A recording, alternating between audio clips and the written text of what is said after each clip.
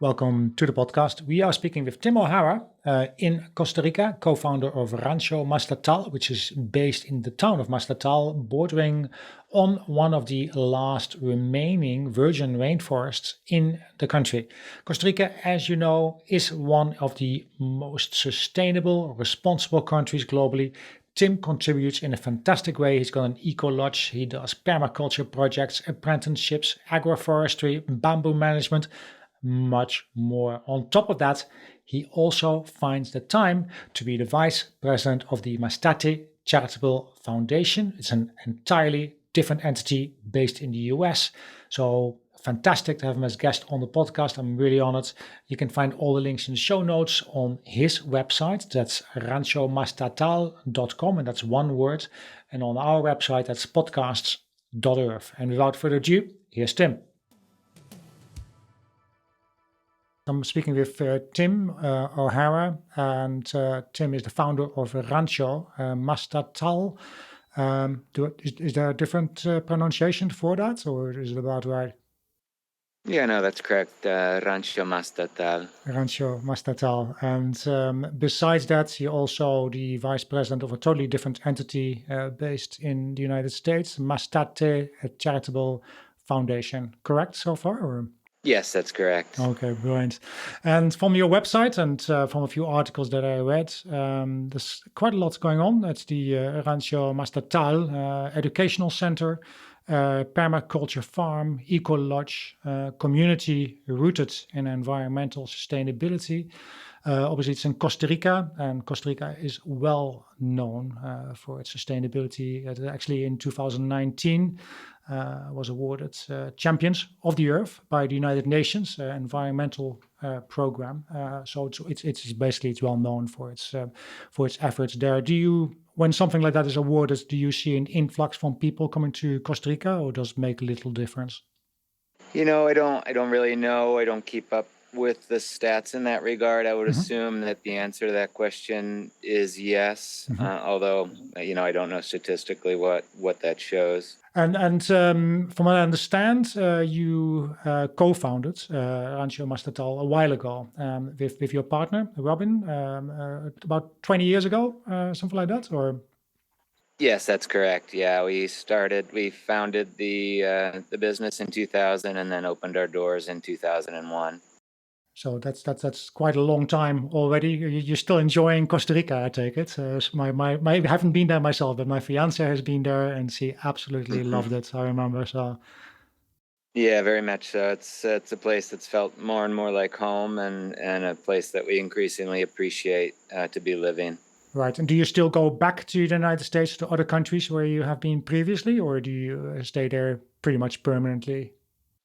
We're here most of the time, but we do go back to the United States more or less once a year, and we have a 12-year-old daughter, and that is an effort to stay connected to family back in the U.S. and make sure that she has the opportunity to spend time with her aunts and uncles and grandmothers and cousins. And so we do, keep one foot in the U.S., but we spend the vast majority of our time here in Mastatal. And the Mastate is basically a city, from what I looked on the map, roughly 40 kilometers southwest of San Jose, the capital, and about 20 kilometers from the coast.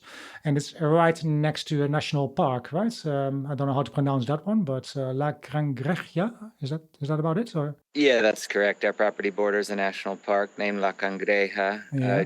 Just to clarify, Mastatal is a small rural community of only about 110 people, so it's I wouldn't define it as a city. Okay. It's just a small rural community here, like you said, north of the Central Pacific coast. And you yourself, before you arrived there in Costa Rica, you went all over the place, traveled in Latin America, volunteer in Uruguay, I read as well, and you were a travel guide in Mexico, Canada, United States before that. How did you end up in Costa Rica, and why did you decide to stay there, if I may ask? Yeah, my wife and I met in Uruguay in South America. We were both United States Peace Corps volunteers, so we spent about 2.5 years there. We moved back to the United States after our time there had ended. We both speak fluent Spanish. We enjoyed our experience in South America, and we're always open to the possibility of returning someday. We got jobs in the U.S. and settled into Seattle in the northwestern part of the U.S. And after a few years of being a little bit disheartened with our realities there, we started to look at other options and started to brainstorm some ways that we could live somewhere where we could lead a more meaningful life and make financial ends meet. And that eventually brought us to Costa Rica, a place geographically that was still somewhat accessible to our families in the U.S., but in Latin America, a place that we were open to returning. And we were told about this specific property by a friend and came down here and really loved what we saw and started to put together some ideas on how we could set up shop here, start a business, and start that next chapter of our lives. Can you tell me a little bit more about Rancho Mastatal and what are you trying to accomplish there? Because you said the property was recommended to you by friends, and what is it exactly that you're trying to accomplish, and how do you do it? Yeah, as you suggested, it's a pretty dynamic, diverse project. The idea initially was to create an educational space where people could come and learn and teach about a wide array of topics related to sustainability and permaculture.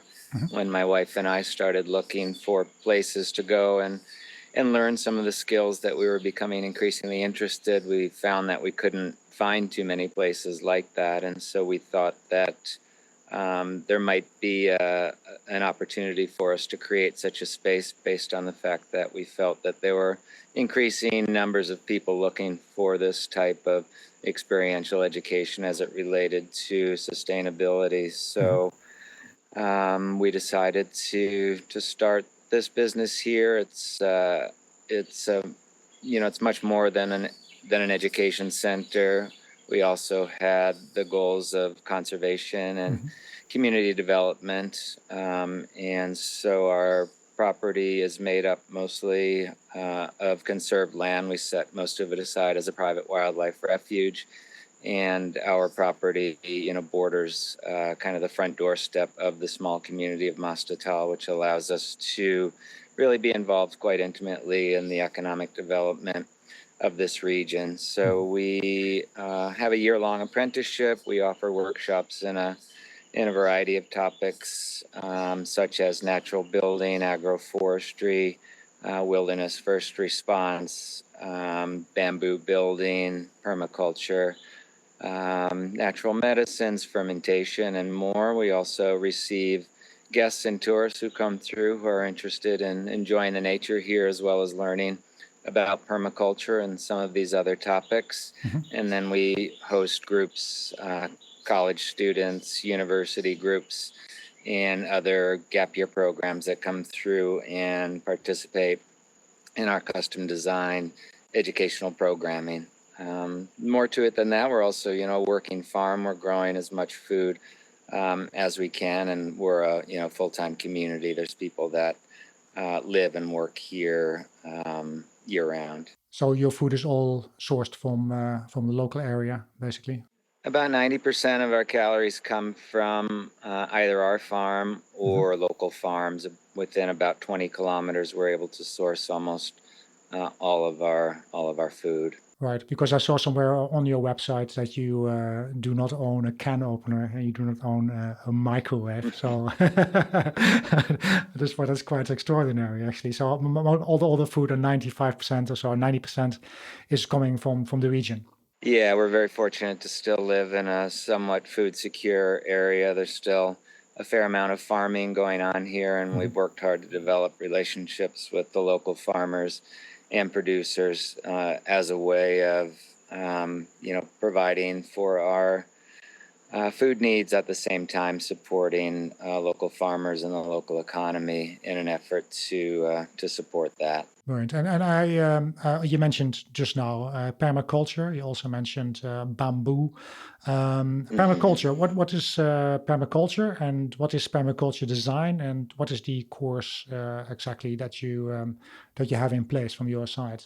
Yeah, permaculture design is made up of some ethics and principles that help guide a process for people to develop their projects, their land, their home, their lives in a way that respects the earth, respects the fair distribution of resources, and respects all people. So it was the idea was developed in the early 1970s in Australia and has since gained a lot of popularity worldwide. And essentially, it's a framework that allows people to kind of go through a step-by-step process, including a variety of methodologies to help guide the process of growing food, building shelter, and meeting our basic needs in a way that is responsible and kind to the planet. So the standard course is a 14-day certification class that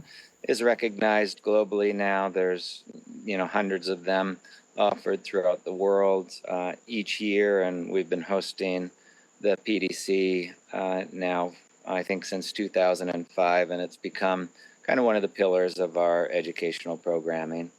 Okay, and you mentioned building shelter as well, and I saw that you use clay, you use natural grasses, also bamboo as well. And I did a podcast earlier, well, last year with Hans Friedrich of the European Bamboo Plantation Program. So very interesting, I must say. How does that, what does that entail with yourself, the bamboo natural building construction course? Yeah, I think we're kind of known as the leaders in the natural building movement here in this region of the world. It's something we've dedicated a lot of time and energy to. We use a lot of earth, a lot of clay that comes, right from the soils here under our feet.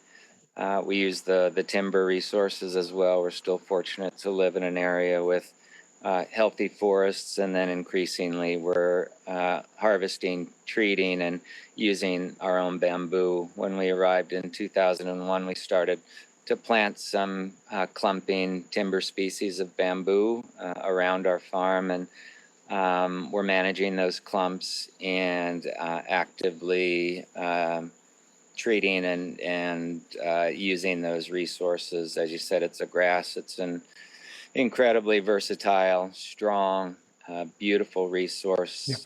Just a couple of weeks ago, we harvested about 70 sticks, and Mhm. we treat it right here on site, dry it, store it, and then use it for our buildings. Do you use it only for your own buildings, or do you also basically sell it or pass it on to the local communities?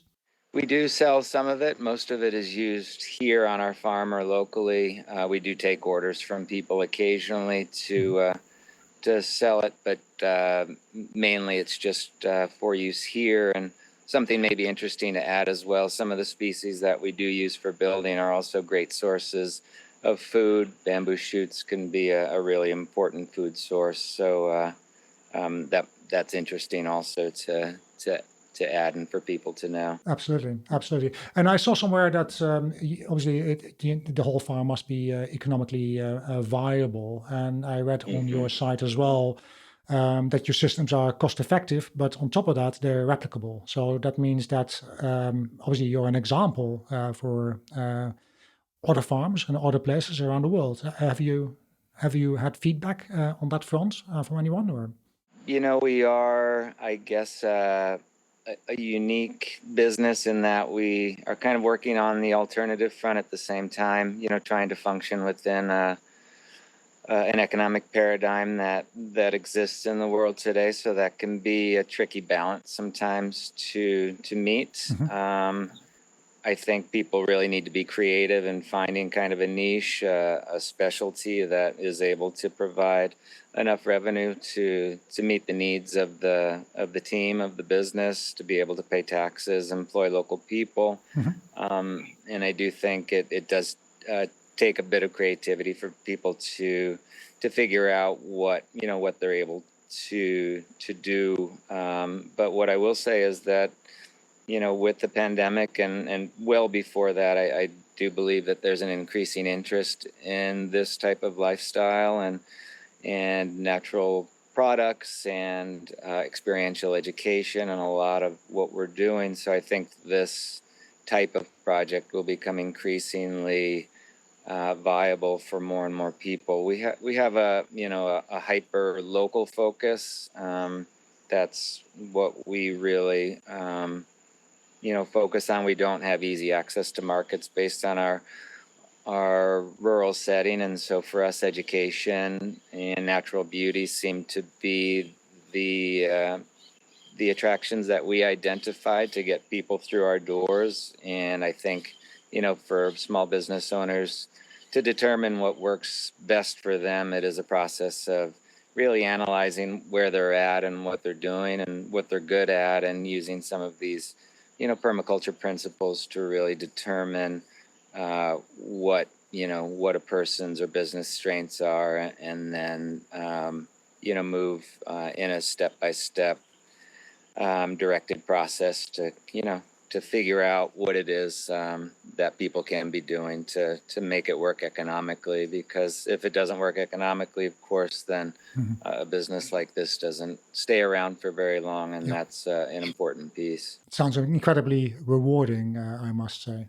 Yeah, it's been an extremely fulfilling lifestyle.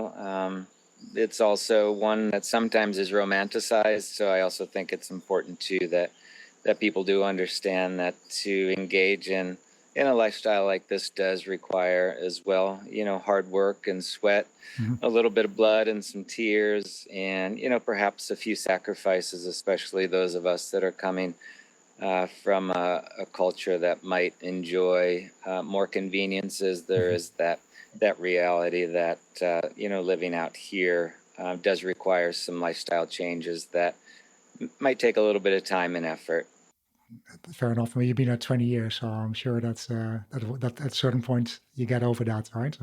I think so, and you start to realize that the long-term benefits of health and just being able to grow your own food and the skills that you build to take care of yourself and your family far outweigh the conveniences that we give up, and you realize that food is medicine, and that your work is your gym membership, and that the lifestyle here really is a great antidote to a lot of the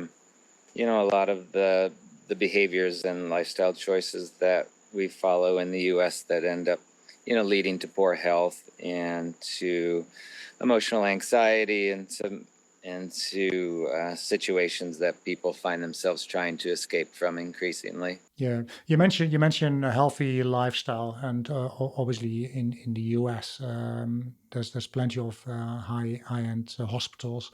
If you might get ill at a certain point, have you thought about that?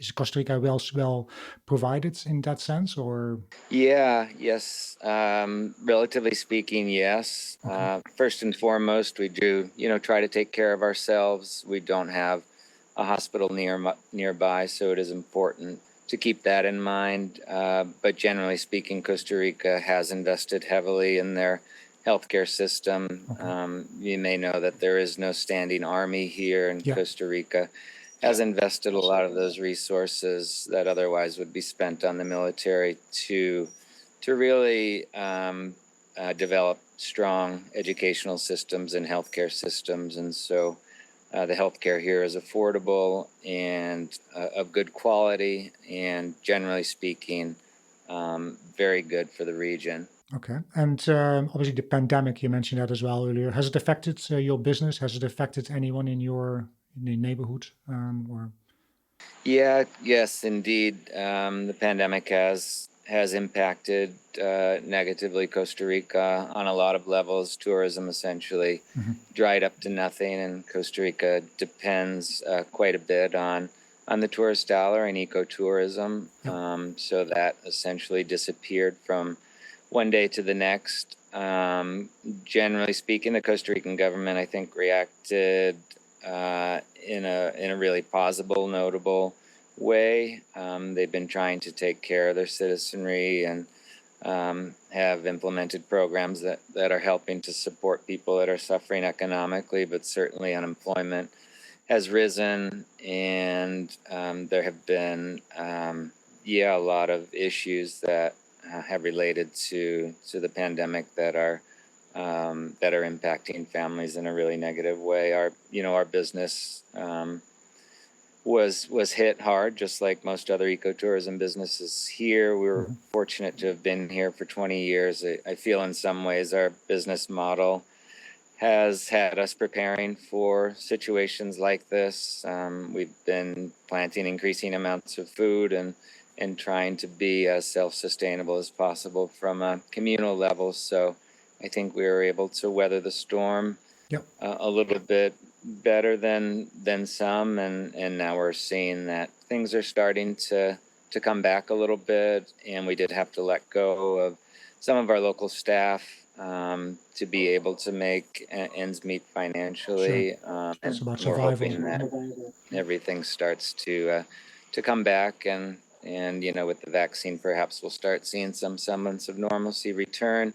Although I guess I'll add it, I would prefer personally not to see everything return to exactly the same. I think the pandemic has provided us with this gift of being able to re-envision and rethink how we want this world to be, and that's something that we did really appreciate from this past year, just having the opportunity to really look deeper into our systems and kind of revalue and reimagine what we want this place and this community to look like moving forward.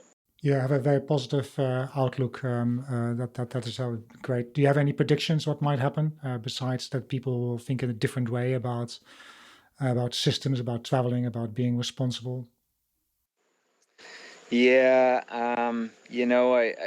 I think some people at least are ready to get back to, getting out of their homes. I, Mhm. I don't know what the experts are saying with regards to an increase in tourism. Anecdotally, we are receiving a lot of emails and a lot of inquiries and a lot of interest in all of our programs on the docket for 2021. Our workshops are filling up quickly, and we seem to just be getting a lot of emails from people that really have become increasingly aware of the changes that they would like to implement in their lives based on the fact that they've had a bit more time to look deeper into what it is that this world is experiencing. And so I think, businesses like ours will enjoy a little bit of a bump, Mhm. and there will be, I think, a lot of interest because people need some guidance in that process of kind of,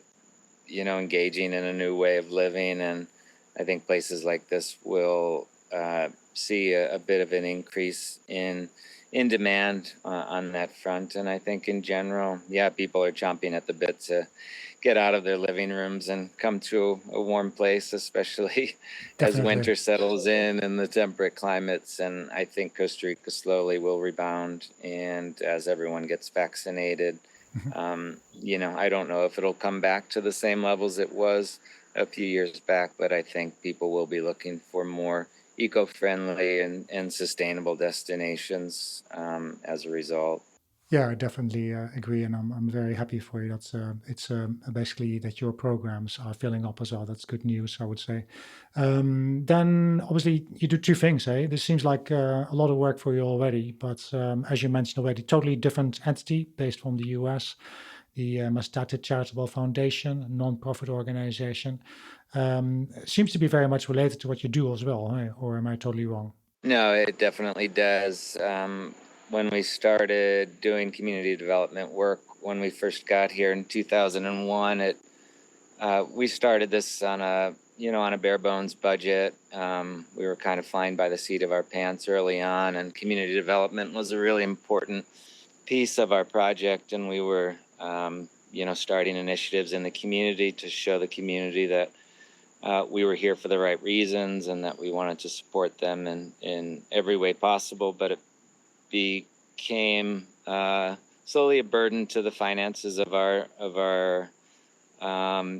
new small business. And so in 2004, we decided to set up a nonprofit organization to be able to do some fundraising, to be able to kind of have a separate entity, to be able to engage in these community projects. without putting a burden on the finances of our small business. So we formed the nonprofit, the Mastate Charitable Foundation, and that gave people that were interested in our work here a place to donate money to if they wanted to support the community that they visited. And that's been now, well over, 10 years, 15 years now that we have been able to, through the nonprofit, fund a wide variety of projects in the community that relate to education, social development, and the environment.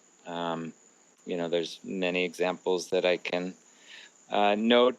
Probably the biggest project that we have undertaken so far has been the building of a library in the middle of our community on community land. It's called the Community Learning and Sharing Center, and that's now a public space that houses many books, a play area for kids, and basically just a communal space for people to use for meetings and a variety of activities that take place here in the community. Right. And you say fundraising that goes via the Facebook page, I saw, or is there a different way to do that?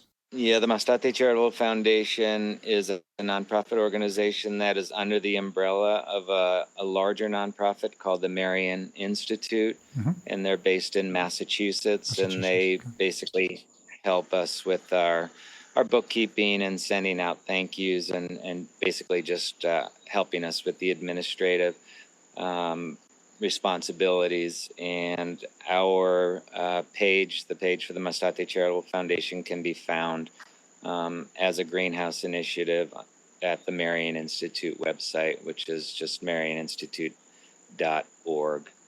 .org. Right. Okay.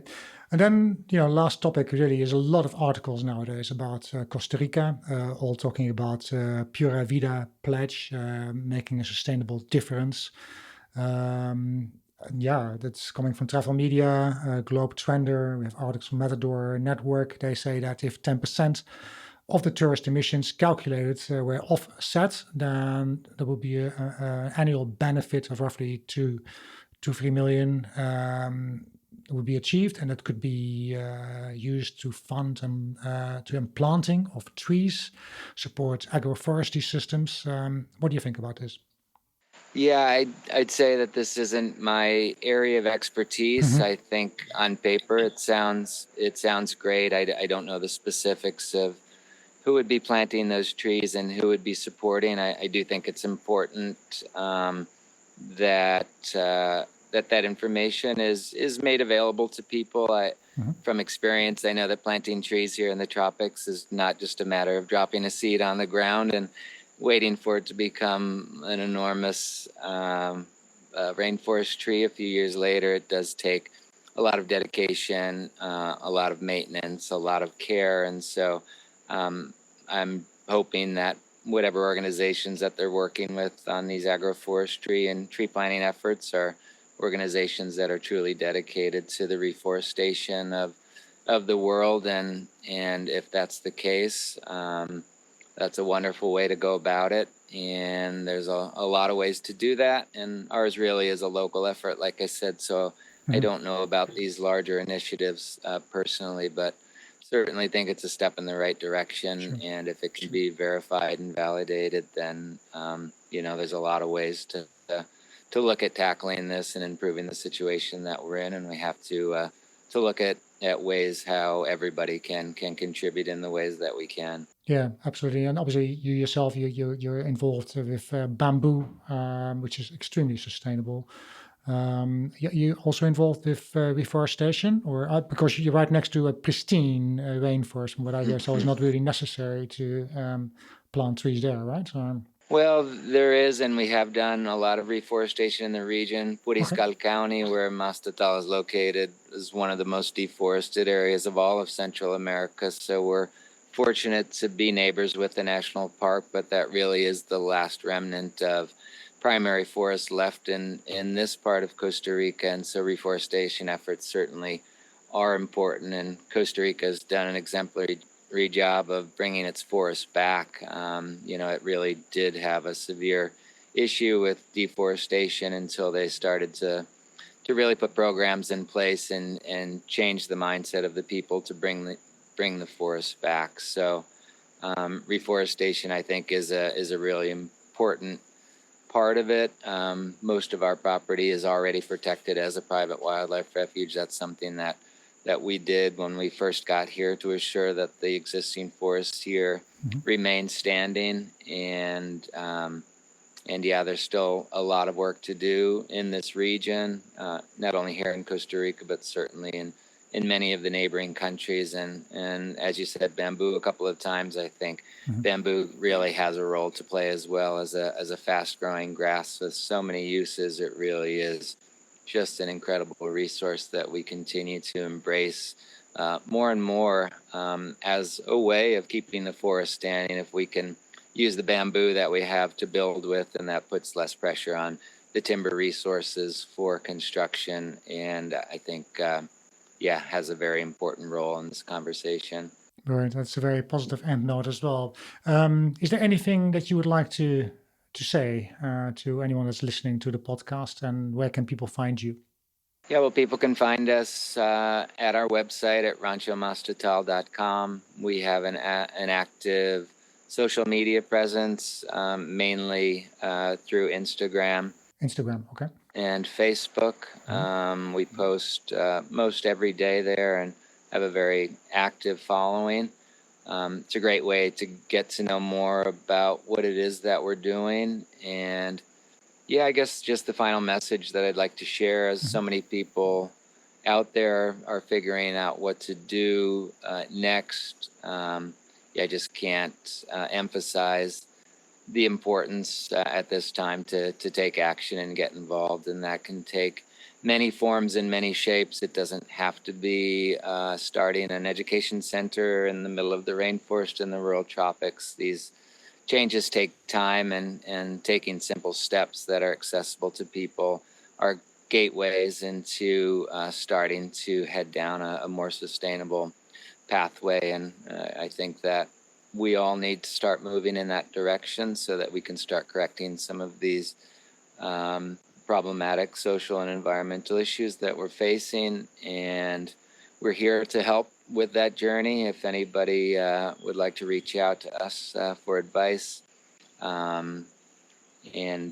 certainly the time is right, and hopefully this pandemic has put us all in a place to really get behind making some important changes. Very positive and very, very nice indeed. Thank you so much for being a guest on the podcast. Much appreciated. Yeah, my pleasure. It's been really nice speaking with you, and thank you for your work.